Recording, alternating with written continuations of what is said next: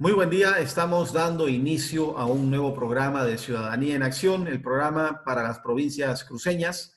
Vamos a saludar a las radios en provincia, en Comarapa Radio Amistad, en Camiri Radio del Chaco, en Boyuibe Radio del Chaco, en Santa Cruz Radio Amboró, en Buenavista Radio Potencia Dinámica, en Portachuelo Radio Güendá, en San Matías Radio Ecología, en Guarnes Radio Estilo, en Samaipata Radio Provincia, en San Ignacio Radio Modelo, en Concepción Radio Chiquitanía, en Roboré Radio Marilyn, en Yapacaní Radios Amboró y Radio Omega. También nos acompaña en el torno Radio Melodía. Vamos a saludar a nuestro invitado del día de hoy, el senador Edwin Rodríguez, senador por Potosí. Muy buen día, ¿cómo le va? Muy buenos días, Rolando. Buenos días a todos tus radioescuchas, quienes te siguen mediante las emisoras que has mencionado. Pues un gusto de poder compartir estos minutos contigo y con toda la gente respecto a este importante proyecto de ley, esta importante temática en general que significa básicamente el futuro de la jubilación y el futuro de pensiones de la gente que siempre busca tener mejores días a futuro. Claro que sí, claro que sí.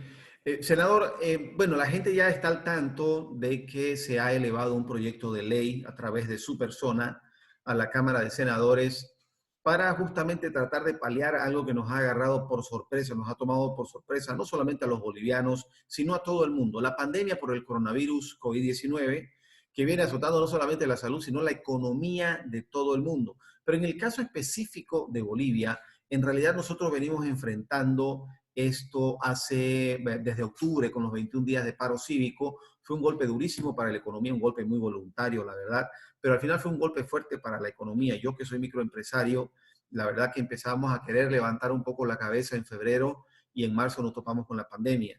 Entonces, han habido bonos que han ayudado, sí, eso no se puede negar, pero esto ayuda mientras tanto, ayuda mientras dura la cuarentena, que entendemos es una semana más a lo sumo. Pero de aquí en adelante hay que enfrentar una recesión, hay un apretón económico bastante fuerte por muchos motivos, el tema del dólar que tendría que tener un valor superior a lo que se tiene, la pandemia que ha parado fuerte a las industrias, a las empresas, es un golpe fuerte. Y la propuesta venía siendo justamente que se disponga de manera parcial y voluntaria de los fondos de las AFPs y también de manera escalonada a depender de la edad de la persona. Y al ser voluntario, pues que retiren lo que vean necesario dentro del límite que se va a dar.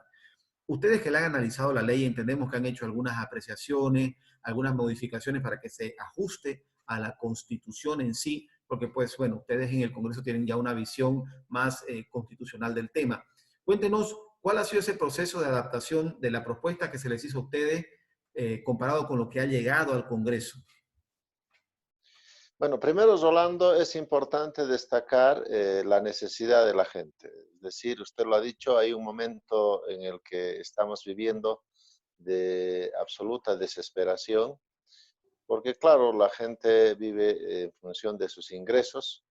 Usted sabe que el 85% aproximadamente en el país tiene trabajos informales y solo el 15% tributa.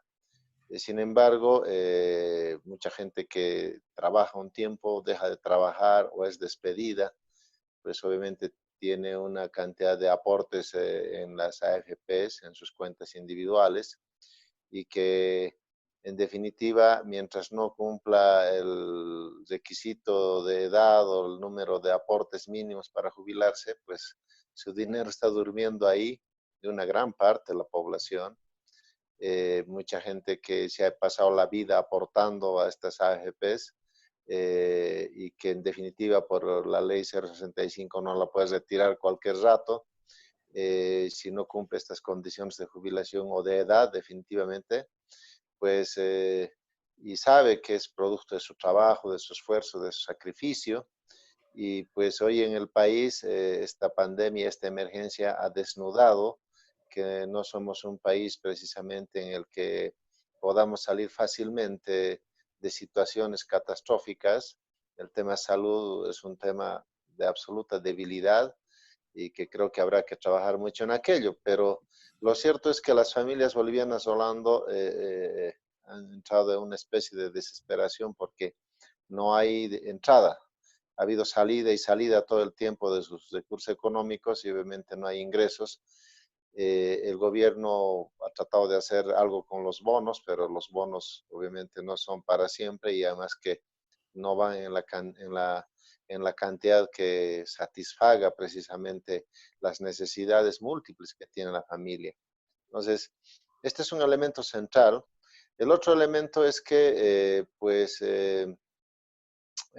tenemos condiciones muy precarias en el sentido de poder llevar adelante una economía sostenible, porque nada más hace un par de semanas lo escuchaba al presidente de las microempresas en Bolivia que anunciaba a más de 100.000 entre medianas y pequeñas empresas que se habrían cerrado en estos últimos 2 meses.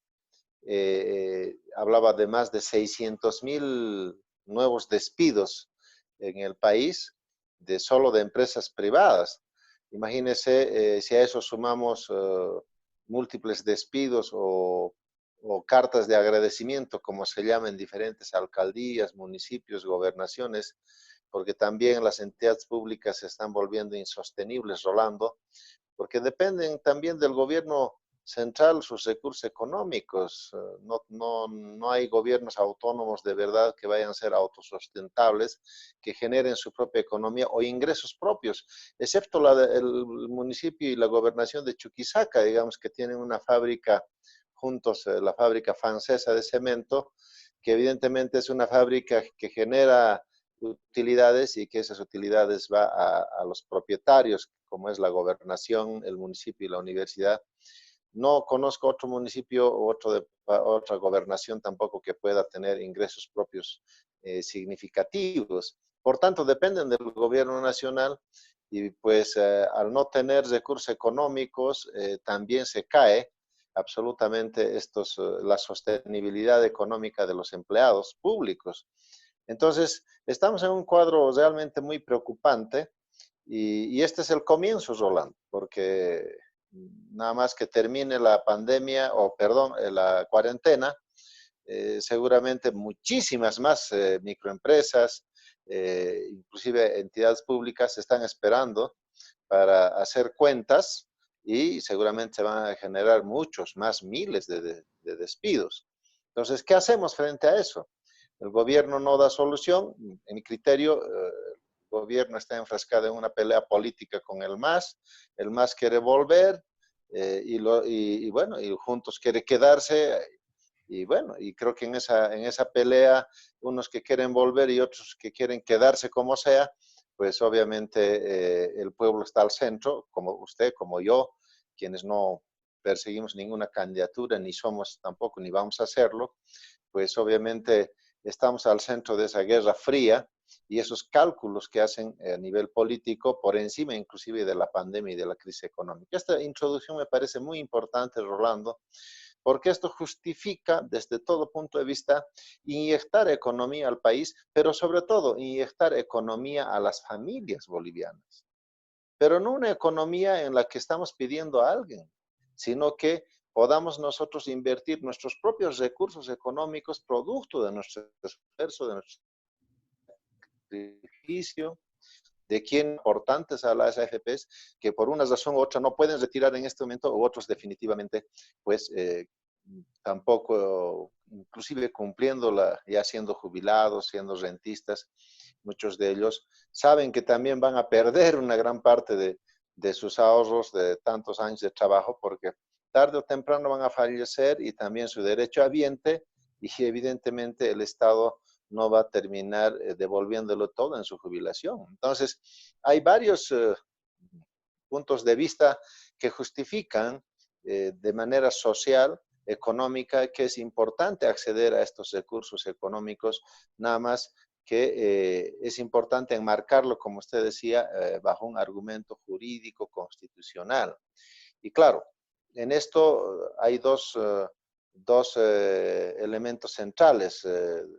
La constitución política del Estado, que debe regir absolutamente toda norma, o el imperio de la Constitución, y segundo, la ley 065 o la ley de pensiones, que es la que tiene varios candados precisamente para que los aportantes a las AFPs no puedan tener acceso directo a estos fondos que son de ellos. Entonces, la Constitución, es importante decirle a la población, Rolando, nada más voy a citar dos artículos, digamos, ¿no? El 45, que establece principios, ¿no? Ahí está el principio de universalidad, el principio de solidaridad, el principio de oportunidad. ¿Y qué son los principios? Los principios son formas de comportamiento y en este caso son una especie de leyes que debemos cumplir todos. Entonces, la Declaración de Principios Constitucional, sobre todo el tema de oportunidad, hace de que realmente todos tengan una oportunidad de vivir, una oportunidad de tener acceso a la salud. Es decir, la oportunidad es un concepto amplio, pero que va enmarcado a la economía, a la salud, a la educación, absolutamente a todo. Y este es un principio declarado en la Constitución. El otro elemento está enmarcado en el artículo 311, parágrafo 1 y 4, que establece que el Estado inclusive puede afectar la cadena productiva de cualquier sector, mineralógico, hidrocarburífero, etcétera, con el objetivo de garantizar el abastecimiento y sobre todo la vida de la gente. Eso dice la Constitución. Por tanto, más allá de los 10.000 candados que le han puesto en la ley 065, estos preceptos constitucionales nos permiten pues acceder, obviamente, en un estado de emergencia en la que nos encontramos, por supuesto, justificar constitucionalmente que esto está primero antes que una ley que está por debajo de la Constitución. Este es un elemento que debe conocer la gente. Y el otro elemento, por supuesto, que es la ley 065. Si ven ahí, hay un artículo, el 81, que establece que es inafectable las cuentas individuales de la gente, pues nosotros hemos puesto en el proyecto de ley que por una cuestión extraordinaria, porque esto es una ley excepcional, ¿no? Por única vez y que durará un año, que entendemos en este próximo año que va a haber, bueno, una vez que se levante o una vez que se apruebe la ley, pues seguramente en todo este año vamos a tener despidos y necesidades. Entonces ese año durará la ley excepcionalmente y por única vez, pues podrá levantarse esta inafectabilidad que establece la ley 065. Hay que poder afectar las cuentas individuales, pero por una cuestión de emergencia y así justificado constitucionalmente, como acabo de mencionar. Y pues para ello estamos utilizando el artículo 81, ¿no? El 82, si mal no recuerdo, no estoy con la ley en la mano, establece la inafectabilidad, pero el 81 nos dice que sí, en la propia ley 065, Rolando, que la persona puede acceder a la devolución de sus aportes, obviamente bajo un reglamento y bajo ciertas condiciones, una vez que no ha logrado tener los 120 aportes y que obviamente llega a los 58 años y ahí hay varios requisitos que sí, que en la práctica muy poco se da, pero está establecido en la ley que sí es posible retirar.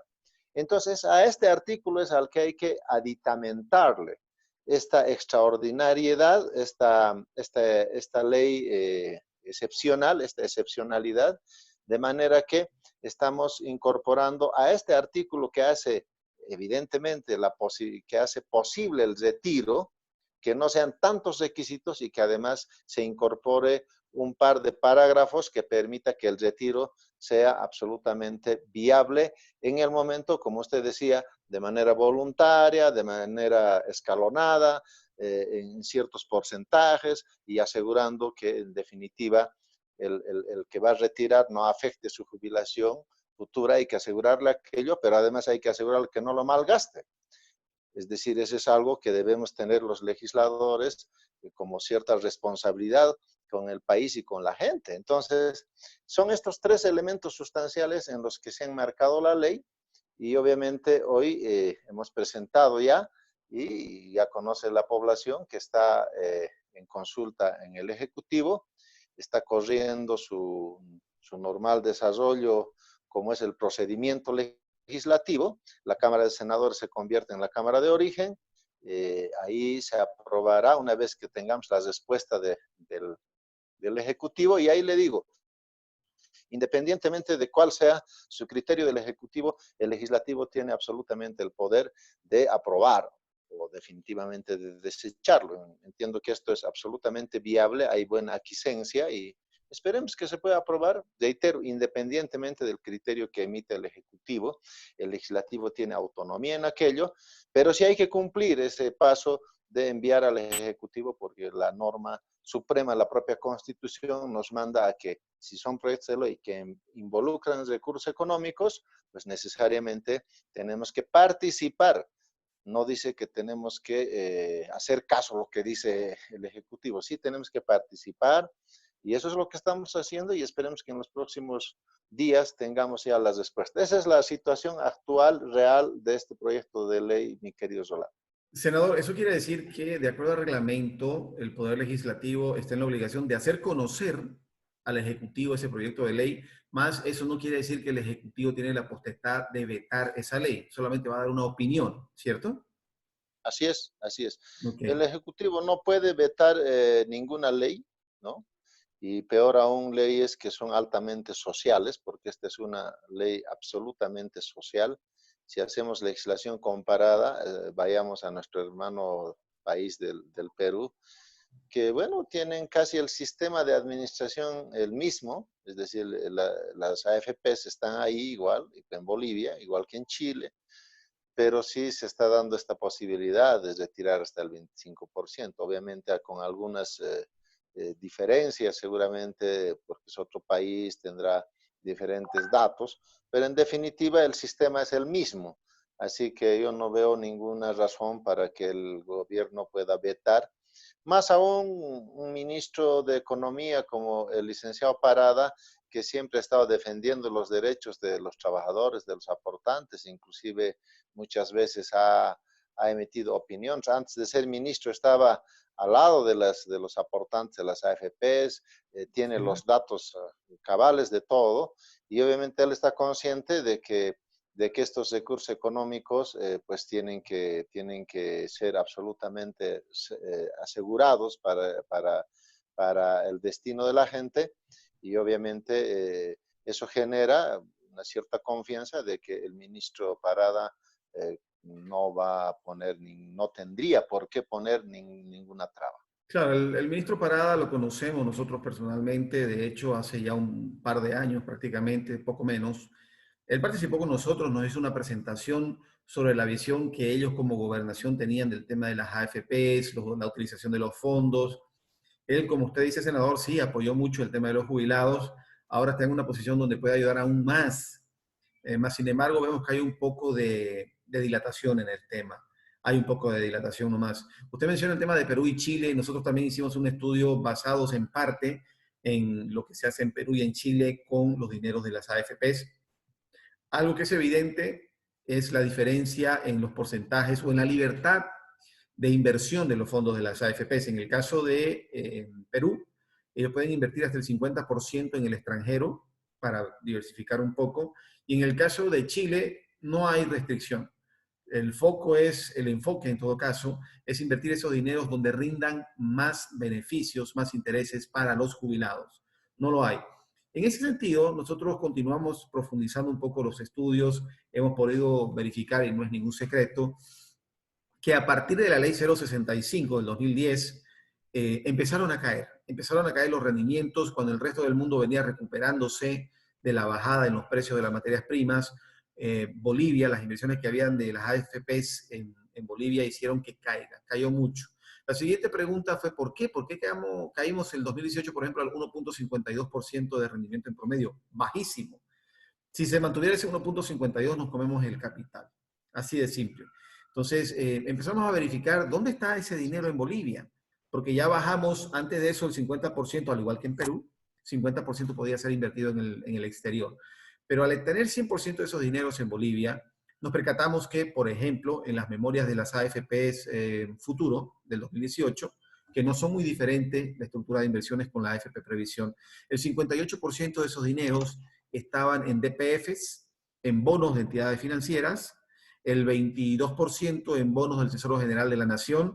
Ahí ya tenemos más o menos el 80% de las inversiones. El grueso está ahí. Ahora, los DPFs en promedio están en 2.5% anual. Muy bajo, muy bajo.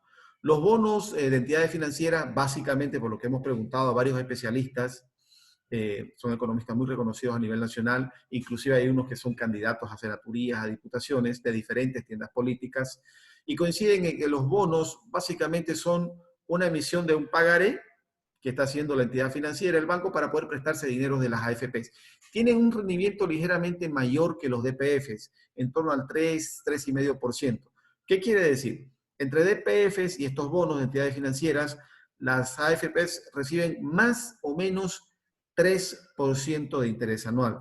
Es un interés bajísimo que, considerando el rendimiento nominal anualizado, considerando el tema de la inflación anual, prácticamente estamos comiéndonos parte del capital de las AFPs en algunos casos, y en la mayoría de los casos los trabajadores, como se evidencia en las boletas de pago, están recibiendo un 35 o máximo 40% de la jubilación que debería corresponderle de acuerdo a la ley 065 por la escala de valores, la escala de ingresos e inclusive la escala de ese apoyo o jubilación solidaria que entrega o distribuye, en todo caso, porque no la entrega el Estado, la distribuye, porque es dinero de los jubilados. Aún así es muy baja la jubilación. No se llega a lo que dice la ley 065, no porque se esté violando la ley en sí, desde nuestro punto de vista, sino porque los rendimientos no lo están permitiendo. Le hago la pregunta a usted como legislador, tratando de pensar más en un proyecto de ley o en todo caso una política de Estado a largo plazo como lo es la jubilación. ¿Qué se hizo mal al traer esos dineros a Bolivia? ¿Por qué se hizo eso?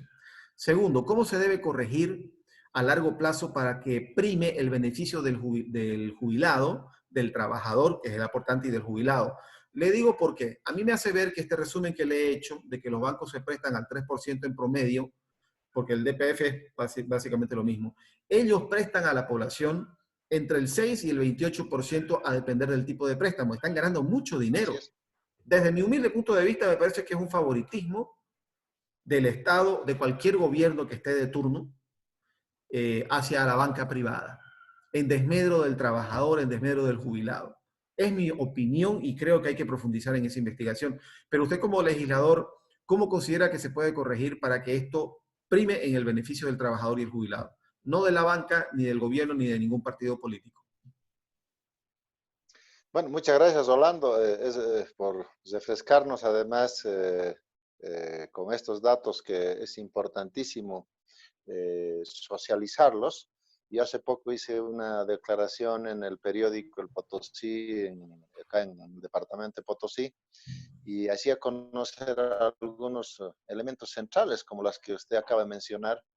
Resulta que pues ambas AFPs lo que han hecho es invertir lo que usted dice, básicamente en la banca y finalmente comprando bonos al propio TGN, es decir, eso podría haberlo hecho cualquiera, ¿no?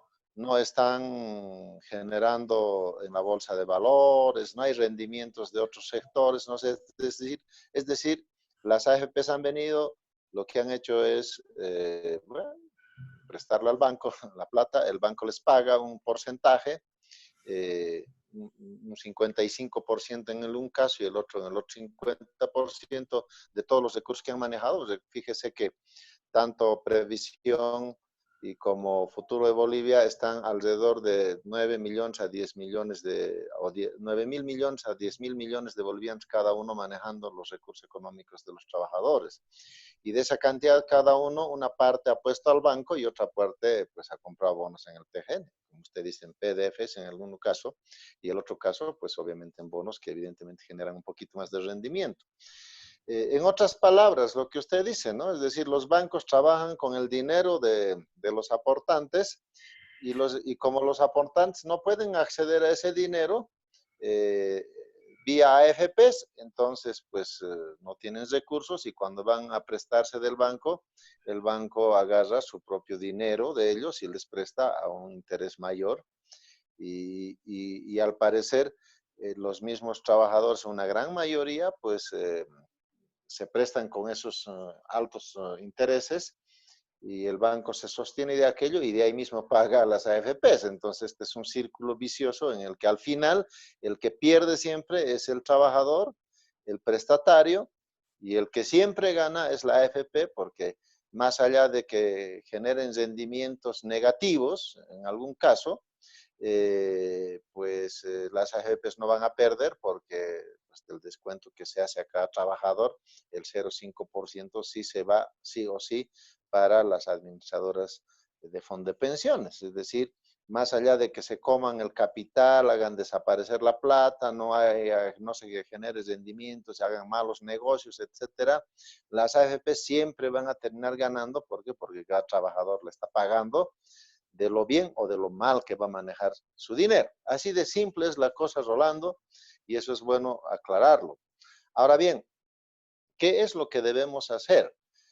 Primero, creo que hay que empezar a proyectar juntamente con toda la sociedad, sobre todo con los sectores de trabajadores, las fuerzas vivas, aquellas que obviamente no sean cómplices de todo este mal manejo, aquellos dirigentes que se han denunciado en reiteradas oportunidades que han sido cómplices de estos préstamos, inclusive a empresarios privados, del dinero de la gente, y que obviamente no quieren que se destape una serie de conductas y una caja de Pandora que estamos a punto de abrir con a raíz de este proyecto de ley, y que obviamente por ello a veces se oponen y no por un sentido común. Entonces, creemos que hay que, entre todos los trabajadores de base, de los dirigentes de base, pues debiéramos proyectar un nuevo proyecto, una nueva ley, un nuevo proyecto de ley que permita sustituir la 065 y que le dé mayores ventajas al trabajador. Como usted ha dicho, creo que debe un trabajador jubilarse con menos edad. Los cálculos que se tienen que hacer para su jubilación no puede ser pues con 110 años de edad, como actualmente establece la ley 065. Bueno, no establece, pero las AFPs generan ese cálculo. Entonces, nadie vive 110 años, pues no, o sea, va a terminar tarde o temprano regalando una gran parte de su ahorro, de su sacrificio al Estado cuando se muera. Lo que vamos a hacer con la ley es lo único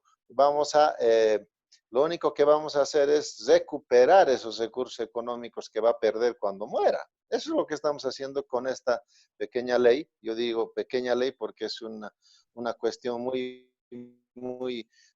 emergente del momento, Claro. pero hay que hacer una ley completa, ¿no, Rolando? Creo que este amerita, a raíz de este elemento central, del mal manejo económico, de cuidar los fondos de la gente y sobre todo que tengan en menor edad la jubilación, menor cantidad de aportes. El cálculo de jubilación no debe ser 110 años, sino acorde a la realidad, y creo que eso va a permitir que también la futura jubilación y la futura ley de pensiones, pues obviamente no sea tan draconiana Claro para que el sí. trabajador. Querido senador, le agradezco mucho su tiempo. Lamentablemente el tiempo pasa y es cruel. Nos quedan algunos segundos todavía. Agradecerle mucho su participación. ¿Algún mensaje breve para la gente que nos ve? Bueno, aquí su senador Edwin Rodríguez siempre va a estar al lado de ustedes, al lado de todos los aportantes de las AFPs, porque hay que cuidar el dinero de cada uno, es el sacrificio, el sudor, se ha consumido la gente en el tiempo, ha envejecido aportando esos dineros y no puede ser que desaparezcan o no puede ser que el Estado se quede con una gran parte de aquello. Eso es un robo al trabajador y eso es lo que hay que evitar, y evidentemente ningún gobierno que sube arriba quiere soltar fácilmente. Esto no va a ser fácil, pero no es imposible ni tampoco está cerrado. Hay un parlamento que en este momento está relativamente dispuesto a aprobar. Hay un ejecutivo que evidentemente tiene que explicar dónde está ese dinero, existe o no existe, cuánto está en las cuentas, cuánto está en papeles y cuánto está en la realidad en billetes. Y eso Muchísimas gracias. aparentemente no quieren decirlo. Entonces, vamos a destapar aquello, pero lo vamos a hacer juntos y vamos a lograr este proyecto de ley en favor de todos los aportantes Muchísimas acá. gracias, querido senador. Un abrazo grande. Gracias por la participación. A ustedes, Rolando, muchas gracias y muy buenos días.